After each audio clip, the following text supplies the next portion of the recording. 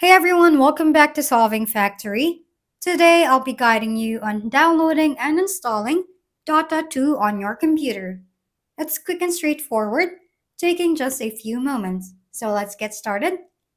First, you'll need Steam, so head to your browser and search for Steam Client Download.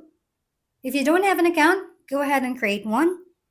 Once you're all set up, open the Steam client, go to the store, and search for Dota 2.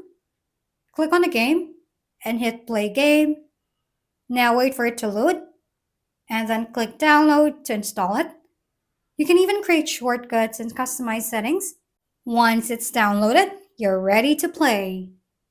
Solving Factory at your service. Kindly give us a thumbs up, hit subscribe, and leave a comment for your suggestions. We'll see you on the next video.